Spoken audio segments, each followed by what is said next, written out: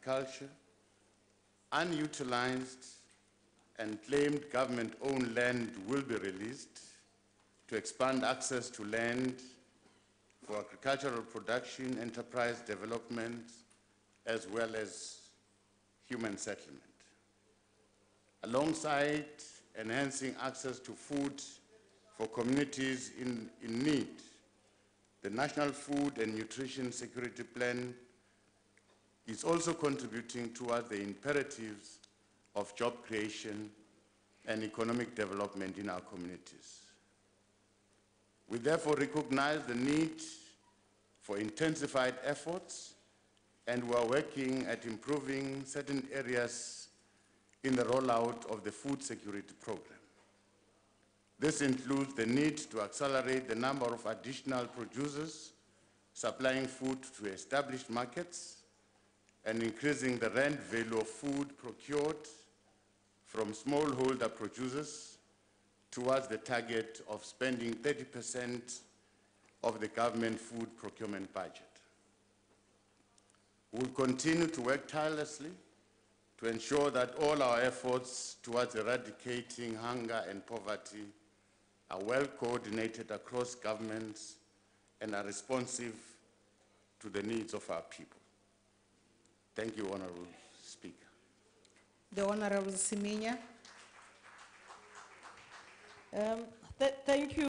One first targeted intervention is to coordinate the efforts of government, provincially and nationally, to support all upcoming farmers, women, youth, open entry for women and youth to go into farming. As government, national and provincial, we must coordinate our efforts to support these upcoming farmers and allow new entry. And again, said, through our redistribution program, as government, we prepared to make land available for those women, for those young people. Thank you very much. The Honorable Sheikh Imam.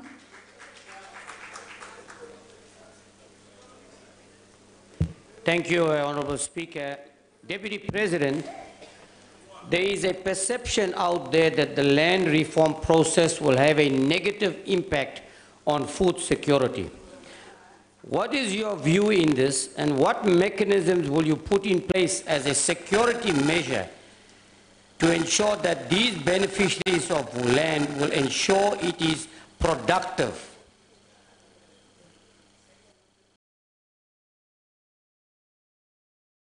I think the President has time and again tried to allay fears that this program, our land reform program, will be conducted in a manner that takes care of the need of the country. The President assured people that there won't be any land grabs, and therefore we view this land reform program ourselves as a way, one instrument that would expand access, allow new entries into the sector. Deputy President, the resolution of the land question is not merely about boosting production. It is in essence about redressing historical injustice.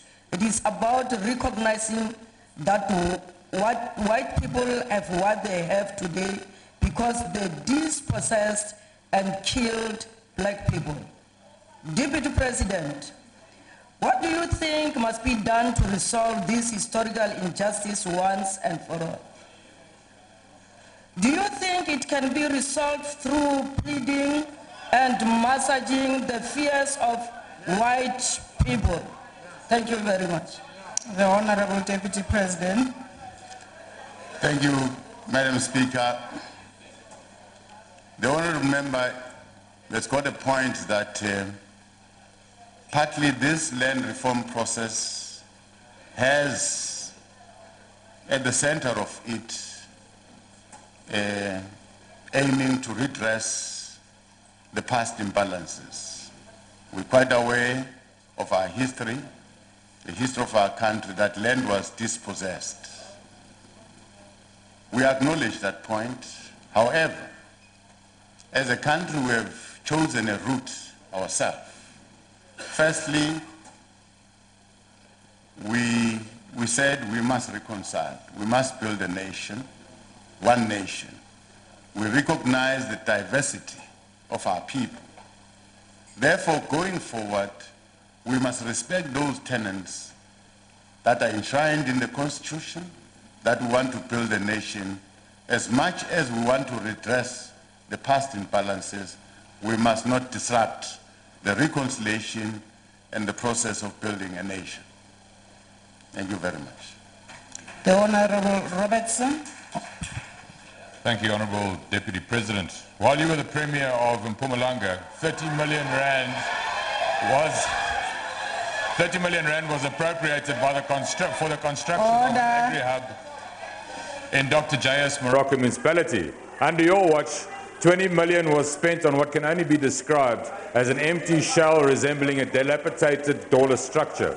Taking this into consideration, with a constant drain of the national fiscus by bloated and shady tenders such as this one, and the fact that we're facing a 92% failure rate on all state-initiated land reform projects, and that we are possibly heading towards a Venezuelan, Zimbabwean-style implosion due to your radical policies of expropriation without compensation.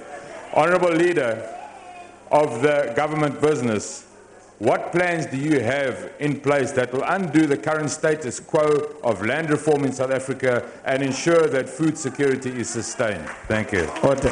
Honourable Speaker. Order. Yes, Honorable Nguni. Honourable Speaker, thank you very much. As the Honourable Member who raised the question will be aware, Rule 142, Sub-Rule 6, provides that during question time, there shall be no new questions as follow-up questions. And therefore, the Honourable Deputy President may not be expected to answer the new question, new statistics, new facts. He would definitely, it would be unfair. Thank you.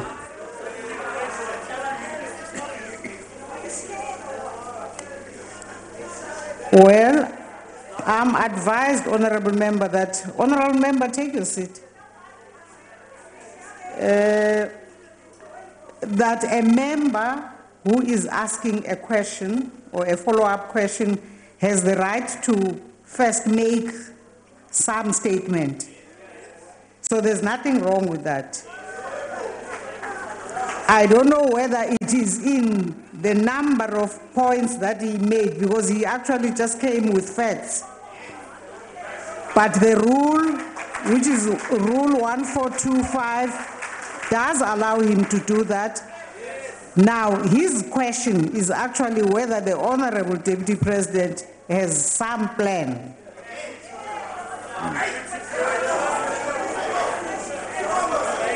Honorable Deputy President. Thank you, Honorable Speaker. Well, I'm aware that as government, we have restituted land. We have restituted land to people that have claimed the land. However, the claimants came in groups, not as individuals. And therefore, that resulted into a situation where the land that was claimed became unproductive. Probably as government, we should try and close that gap to ensure that all claimants, all people who are given land are supported to till the land. Of course, not all people are claiming land for the sake of tilling the land. It's important, again, to evaluate each and every claim that is made so that we protect food production. It's not acceptable for people to claim land and lie on the land and do nothing. We'll encourage people that are getting land either through restitution or redistribution, supported by government to till the land. The plan, like I'm saying, the committee that I'm chairing, currently is coordinating efforts of departments that are in possession of land to release the land firstly, to those that are in need of land, and of course, also to recognize that there was land that was given to people that is lying fallow. We must get that land into production. So the plan is to put these regional support centers that will comprise of all the spheres of government, that is national, provincial, and local. Remember, we can't leave local municipalities because everything happens in their spheres. And they've got local economic development plans, so whatever we do must speak to the local economic development plans of municipalities so that we enhance their economic growth strategies, and in that way also assisting those who want to enter into farming to farm productively. The missing link, therefore, was the support that was supposed to be given, institutional support, financial support, and mentorship. Thank you very much.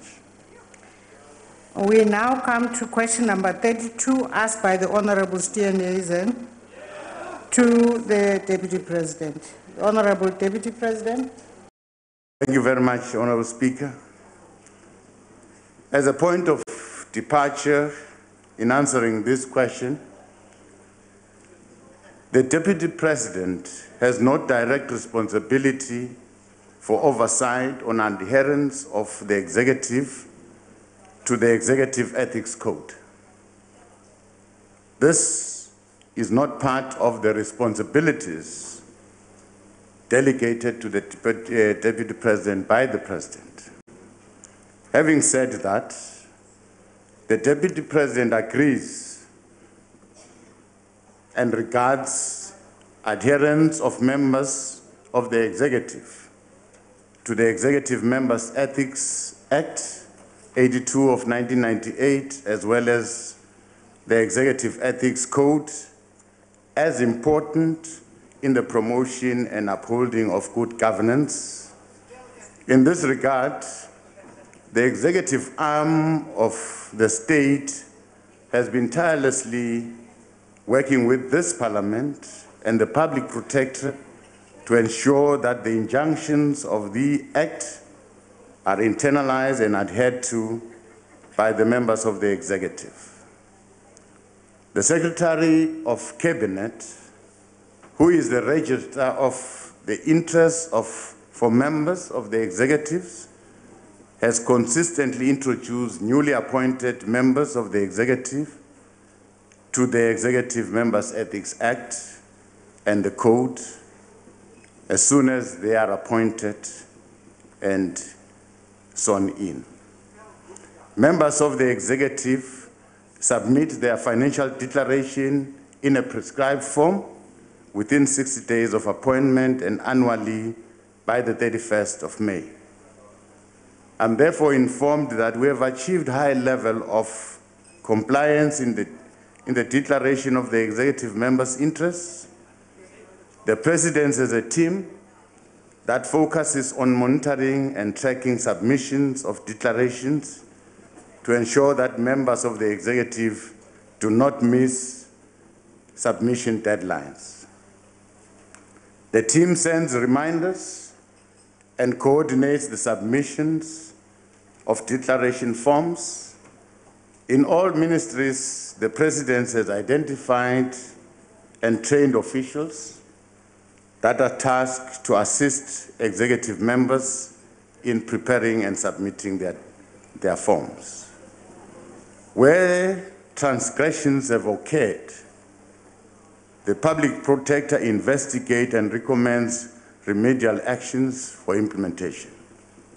We have adequate checks and balances that include available parliamentary mechanism to enforce accountability. By the way, all members of the executive are members of this parliament before they become members of the executive, excluding the president.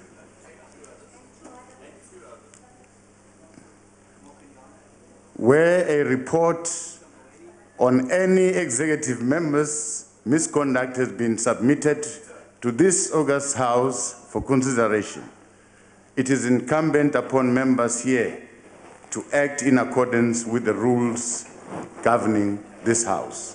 Thank you very much. The Honourable Steenhuisen. Thank you very much, Madam Speaker, and it's great to see that your trip to Dr. Zhivago has worked so well, Deputy President.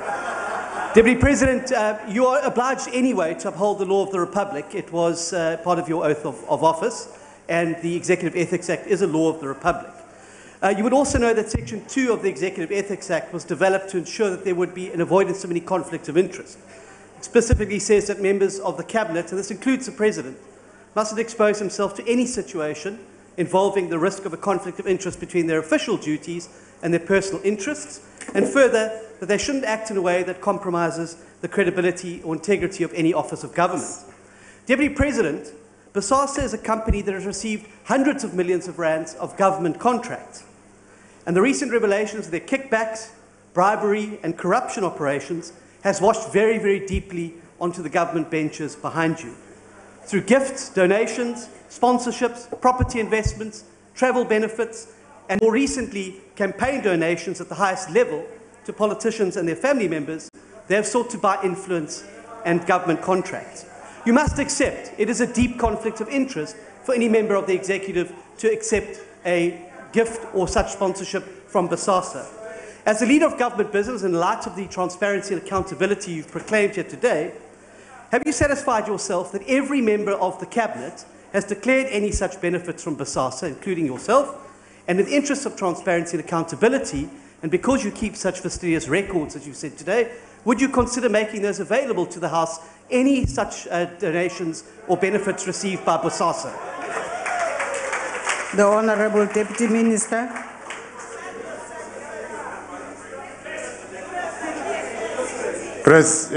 Honourable Speaker, are you speaking to the me? Deputy President, actually. Thank you.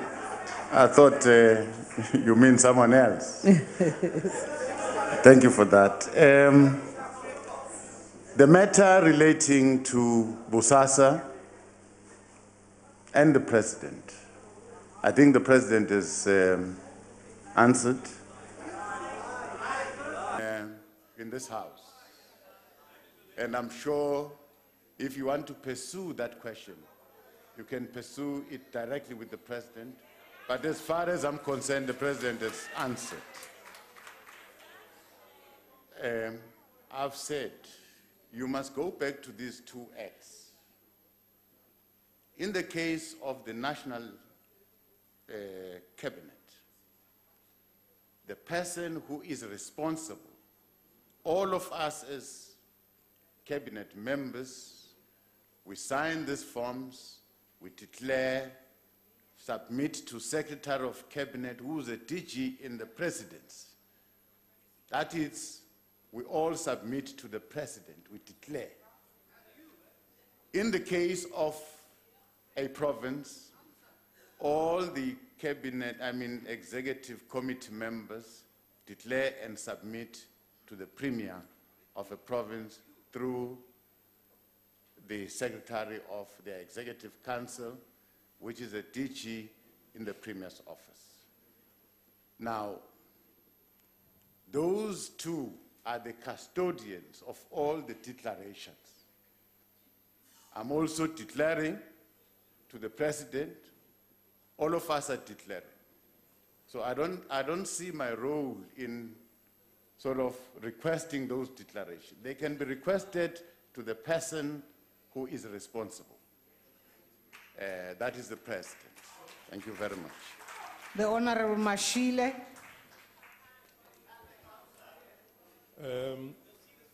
Thank you, Speaker. Deputy President, The Executive Members Ethics Act 1998 was enacted to provide for a code of ethics governing the conduct of members of cabinet, deputy ministers, and provincial executive councils, and to provide for matters connected thereto. The Code of Ethics, among other things, provides for cabinet members and deputy ministers to disclose their financial interest when assuming office and any financial interest acquired after their assumption of office. Now, Deputy President, you may have covered this particular question in kind in your opening response, but then I need you to make it more clear. If a member of the executive fails to comply with the disclosure of financial interest or any provision of the code, what corrective steps will the Office of the President take against such errant member? Thank you very much. Honorable Deputy President. Thank you very much. Like I've said, the responsible person in this case is the President. The kind of corrective measures that will be taken if a member has failed to disclose up to the satisfaction level or has missed the deadline. Definitely there should be corrective measures, and if possible, I can go back and find out and finish that answer. Definitely I will go back to the Office of the President, the DG, look at corrective measures that are put in place for anyone who has not disclosed accordingly.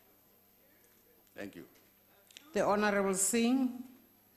Thank you, Honorable Speaker. Honorable Deputy President, this government's moral regeneration movement has been around since first being introduced in 1998 by then President Nelson Mandela. When it was first announced, President Mandela spoke about it as a deterrent to corruption. Perhaps he was aware already at the time of certain factions within his own party that were conspiring for the genesis of state capture apparatus that is so endemic and prolific in government today. Now, Honorable Deputy President, morality is not something ascribed to, it goes deeper. It's an instilling of moral value systems. And as patron of the Moral Generation Movement, what steps will you take or get members of your executive to take to instill this core set of values in children at early childhood, as part of early childhood development at school levels? Thank you. The Honorable Deputy President. Thank you very much. I think as members of this House, it is incumbent upon all of us to uphold good moral values, respect our responsibility as assigned by the people, that you know the day you enter this House. You make certain declarations and you are sworn in, you do this and this. Those things are not just mere formalities. They are very important, and they should strike a certain chord to members to say, I'm expected to uphold certain principles here. That goes the same with the members of the executive, all of us. Of course, we human beings, we err, and when we err, there are corrective measures that goes across society. I've seen certain incidences where wrongdoings happen right in church, where I think good moral values should be upheld and people understand why they're in church, and they should avoid certain things. Definitely, we must continue to frown at bad values. We must frown at corruption, all things that can take this country backward. We must not agree, no matter it's done by anyone. We can't sacrifice the whole nation for the sake of one individual, the wrongdoing of one individual. We can't do that.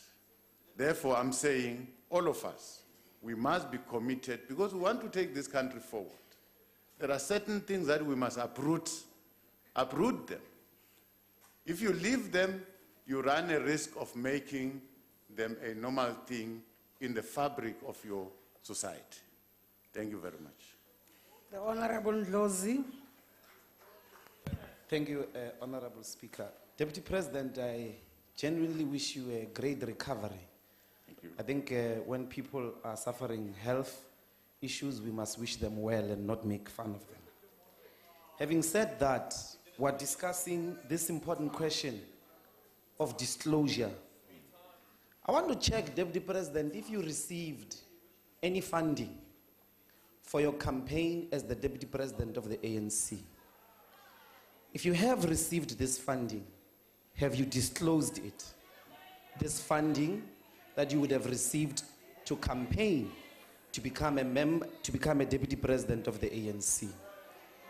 And if you could please just tell us some of the people or some of the entities that could have funded you to become a Deputy President of the ANC. This House doesn't normally deal with party political issues. Of course, I will not block the Deputy President from sharing information if he wishes to do so, but I'm just finding it strange to get up and ask about a party political activity. Honorable Speaker. However, Deputy President, you are Honorable Speaker. free to answer if you so wish. Honorable Speaker, just the order. Honorable Nguni, Thank you so much. We so please much. take a seat, Deputy President. We're so much in litigious environment, and at some stage we would want to be worried that courts don't say Parliament doesn't observe its own rules. Now, the follow-up question by Honorable Ndlozi, which you have dealt with, Honorable Speaker, but also carried two parts. The follow-up question may only have one part. I'll just rise on that point of order. Thank you. Honorable Deputy President, please exercise your right Speaker, to answer. point of, Honorable Ndlozi, please allow the Deputy President first. Speaker, Then with, I'll recognize you. with the greatest respect, Speaker. No, I am saying let the Deputy President answer. Perhaps before, because I think you misconstrued my No. question, Deputy Honorable Speaker. There's an ethics case regarding Mr. Maimani It doesn't receiving matter. funding in the DA. It doesn't matter, it's okay. Please So just take a you seat. have an obligation to answer, Deputy President, about funding you are receiving. Point of order. Honorable Deputy President, please, Honorable Steenhuisen, let's just let this question be done. Madam with. Speaker, in Rule 85, you can't cast aspersions on members of the House. There's no ethics committee case involving Mr. Maimani before the House. I know, Honorable Member, so I didn't want us to waste our time with that. Honorable Deputy President, please proceed. Thank you, Honorable Speaker. Honorable Ndlozi, thank you very much for wishing me well. You are the only one that wished me from this side. Thank you very much. However, your question, it's a new question, and I don't think it's relevant. Probably if you really insist on the question, put it, I'm here with you. If it's agreed in your committees, in your programming, that this question must be asked to me, I'll be duty-bound to do so, to answer it. But this time, it's a question, I regard it as a new question, and it involves the ANC, of which normally I'm not a treasurer, and I'm not a spokesperson of the ANC. But if you insist on the question, put it in writing. Let's take it forward. Point of order, Speaker. Honorable Ndlozi, what's the point of order? Speaker, the question does not have anything to do with the ANC. It has to do with him and his ambition personally to become a deputy president of the ANC. Whether he received money himself to fund his political campaign, not the political campaign of the ANC. A treasurer of the ANC would not receive money in that regard. You would receive on it. a point of order, So Speaker. please tell the people of South Africa if you were Point funded. of order, Speaker. It's a point. Let me request Honorable Dlozi to take his seat now and let Honorable Maseko please raise the point of order. Speaker, I want you to rule on this. There is no independent in this house. We're all on the ticket of political parties. So there is no person who campaigned for their own. So you are just You out of order. individually took an oath Out of of order. You alone. Honorable took an oath of Dlozi, office. Honorable Dlozi, you should be patient when other people do what you do, which is exercise your right to raise points of orders. It's okay, you have a view, but the point is your question contained an inquiry as to whether the honorable member campaigned to be the deputy president of the ANC. We were all listening. However, we are now done with that particular question. Madam Speaker. Honorable, yes, Honorable Madam Steenhuisen. Speaker, I accept the ruling that you've made, but I would ask that there is that you do look at Hansard, because if you look at section Rule 142 that the Honourable Gunian quoted, it says there that it may arise from the answer. The Deputy President opened the door to the follow-up when he said that he had to make a submission and declaration of donations received. So I would argue that the question of the Honourable Ndlozi was in fact in order because the Deputy President himself had invited the question. All right, I'll look at the Hansard. Honorable members, we come to question number 33, asked by the Honorable Tsoreli to the Deputy President. Honorable Deputy President. Thank you, Honorable Speaker. Let us remind ourselves that the land reform measures we are embarking on seeks to address the inequalities of the past that flow from the land dispossession and economic exclusion of the majority. Whereas this issue of land has always been a sensitive matter that is at the heart of what our struggle for freedom was about, there is a general consensus that we have to embark on an accelerated land reform program so that we redress the injustices of the past and ensure that through this process we harness all efforts of nation building and social cohesion. As we interact and engage with various stakeholders, there is no doubt that the issue of land expropriation without compensation has generated a lot of anxiety amongst our people and key sectors of society.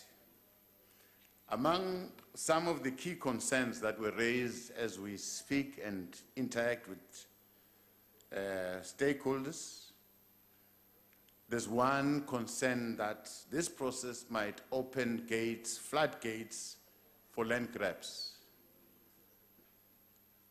There's also a concern that this will erode and undermine critical investments that have been made towards building a competitive agricultural sector in our country. Another concern that it will cause a decline in the agricultural outputs as farmers will hold back their investment choices and decisions.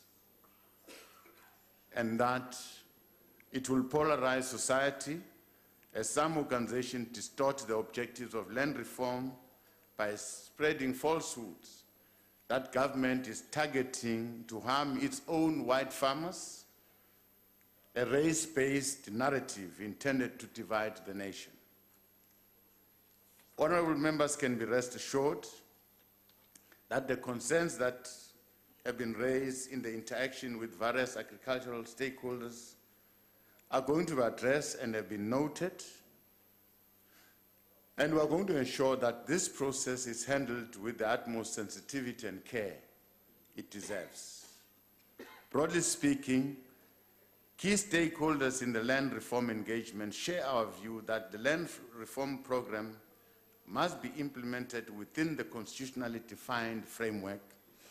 This is the path that we have chosen ourselves as a country. Our government has said that as we embark on this process of accelerated land reform through expropriation without compensation, this must be conducted in a responsible manner without negatively affecting the economic growth that we aspire to achieve as a country, the investment drive that we are driving, and our agricultural production. We have assured all stakeholders that this process will be orderly, will not lead to disruption of production.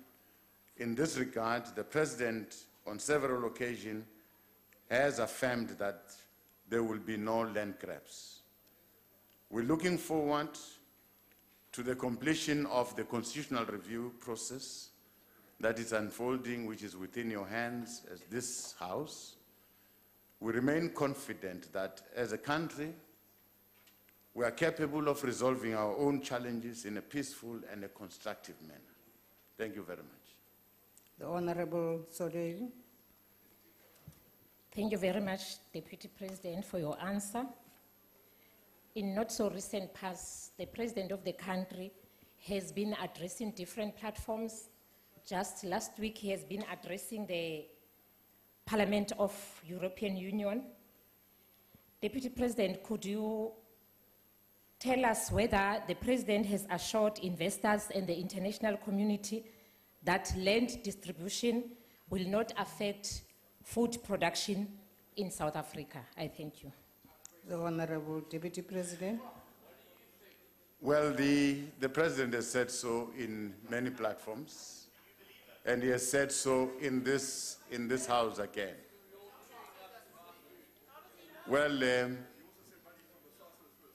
as Deputy President, and when looking at the President, when he utters these statements, I really believe his good intentions. And I'm prepared to support him and to support the entire country in these good intentions, and not to undermine the process and the distance that we have traveled as a country. I think we are almost 24, 25 years old as a democracy, and we must appreciate, some of us, that there are people, there were leaders that were here in this House before, and have strived to reach certain objectives. Ours is to build on what they have achieved without destroying the good work that they've done. Thank you. The Honorable Buthelezi. Thank you very much, Speaker. Deputy President, these fears that we are talking about are justified. It is in the very same ANC government which failed in its effort to address this matter of land reform in the past 25 years. It's also the same ANC government that has failed to assist emerging commercial farmers who received land through the land reform processes. It is also under the same ANC government that we have seen markets reacting negatively on the call for land expropriation without compensation. Then my question is, on what imperial evidence have you based your assurances on this matter? The Honorable Deputy President. Thank you very much. I think the decision that was taken in the 54th National Conference of the ANC, which is the leader of government, we have made a strong assessment of our land reform program in the country. And quite clear,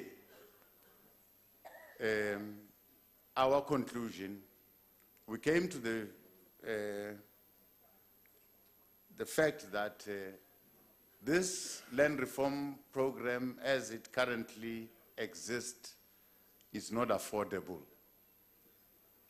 Of course, went through a number of stages, willing buyer, willing seller, and all that, and is quite unaffordable.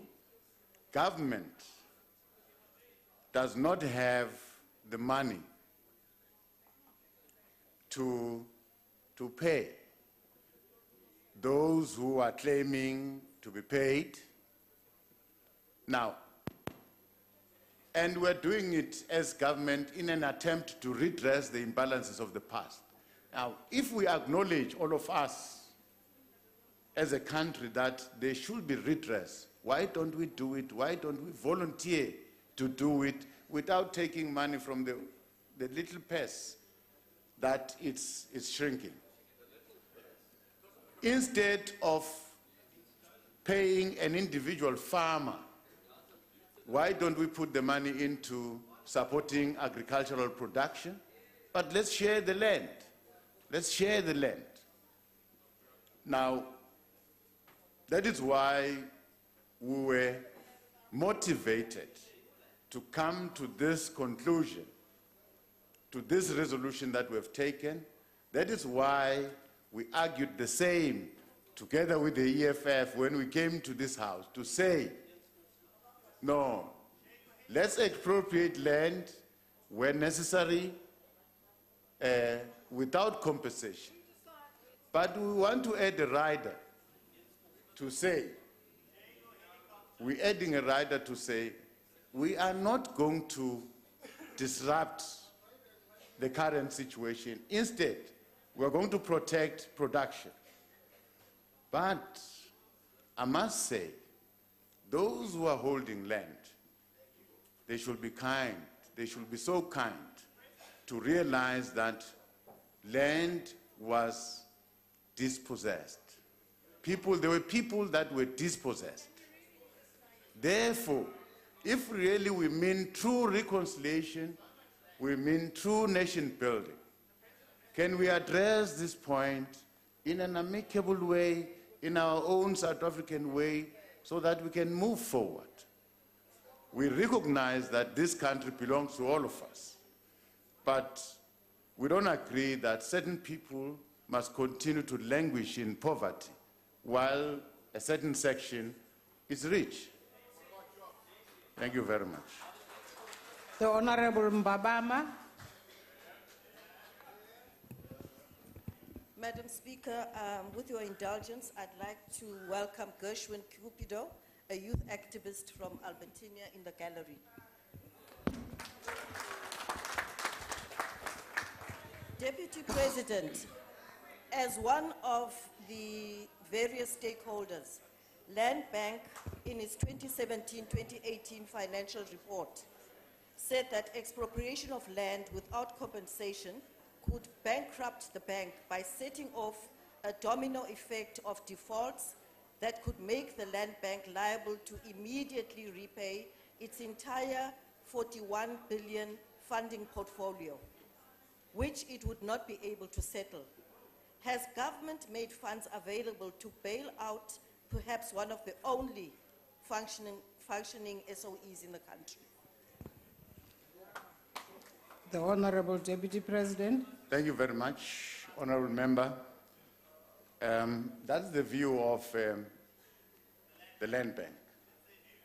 And I'm saying, me and you, let's cross the river when we're there. When we are there. Of course,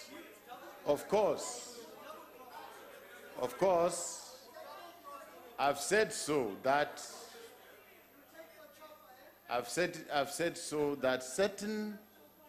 certain farmers are very skeptic about this process of land reform.